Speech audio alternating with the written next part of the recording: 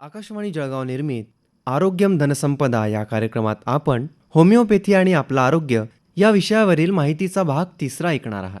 तज्ज्ञ डॉक्टर उर्मिला नवाल. श्रोते हो नमस्कार. PCOD म्हणजे polycystic ovarian syndrome. Polycystic ovarian syndrome म्हणजे स्त्रियातील स्त्री बीज तयार होत नाही, फुटत नाही. अशा प्रकारे ज्या अडचणी येतात त्यानंतर ती एक प्रकारे गाठ तयार होते आणि ती गाठ म्हणजेच पॉलिसिस्टिक ओव्हेरियन सिंड्रोम. एक प्रकारची बुबुळा म्हणजे पाण्याच्या प्रकारे असते किंवा एक प्रकारच्या रक्ताच्या या माध्यमातून ती गाठ स्त्रियांमध्ये किंवा मुलींमध्ये आढळते. ह्याचं प्रमाण एवढं वाढलेलं आहे की प्रत्येक 10 पैकी 3 ते 4 स्त्रियांमध्ये हा आजच्या 2025 पासून हा प्रॉब्लेम जो ज्वलंत विषय आहे तो PCOD आहे. PCODमध्ये भरपूर स्त्रियांना पाळी अनियमित होते. पाळी आली तर पोट दुखते, कंबरपाठ दुखते. पाळी 15-15 दिवसांनी येते किंवा 2-2, 3-3 महिनेसुद्धा येत नाही. PCODमध्ये बऱ्याचदा स्त्रियांना चेहऱ्यावर, पोटावर, पाठीवर कारण नसताना केससुद्धा आपल्याला आढळण्यात येतात. ते म्हणजे PCODतले लक्षण आहे.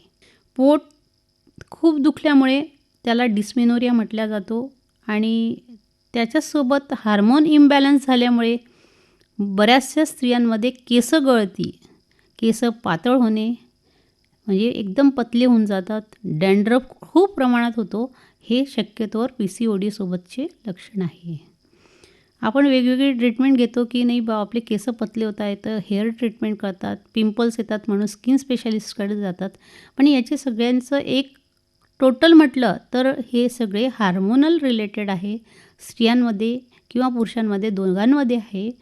पण PCOD हा शक्यतोवर लेडीजमध्ये जो आढळतो हा त्रास हेअरफॉल, पांढरे केस होणं, केस गळती होणं, केसांची वाढ न होऊ देणं हे सुद्धा PCODचे लक्षण आहे. PCODमध्ये शक्यतोवर टेस्टोस्टेरॉन आणि प्रोजेस्ट्रॉन, उस्ट्रोजेन हे हॉर्मोन फार महत्त्वाचे आहे.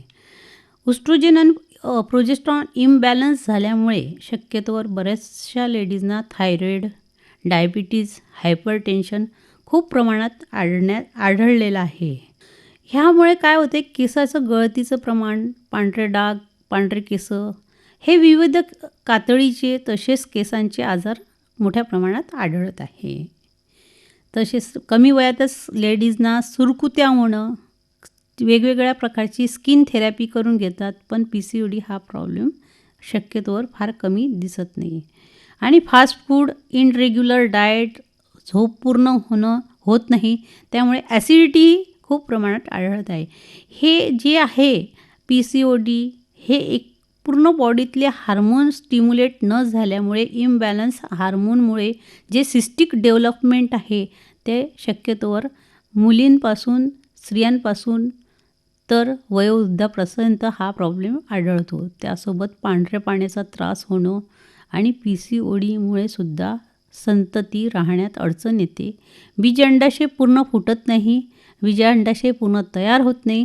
त्यामुळे बीजअंडाशय न बनल्यामुळे त्याला संतती प्राप्ती होण्यात अडचण येते आणि संतती प्राप्ती होण्यासाठी अडचण PCODची असली तर ती प्रॉपर होमिओपॅथी गाईडलाईननी, शरीर रचनेनी केल्यामुळे त्याची इम्युनिटी वाढतो आणि पिरियड रेग्युलर झाल्या तर स्त्री किंवा मुलींमधला हा प्रॉब्लेम PCODचा सॉल्व्ह होतो. आताच आपण होमिओपॅथी आणि आपलं आरोग्य या विषयावरील माहितीचा भाग 3 ऐकलात. आजच्या आरोग्यम धनसंपदा या कार्यक्रमात तज्ज्ञ डॉक्टर उर्मिला नवाल, सादर करते नरेंद्र कुमार ठाकूर. ही आकाशवाणी जळगाव केंद्राची निर्मिती. आकाशवाणी जळगाव निर्मित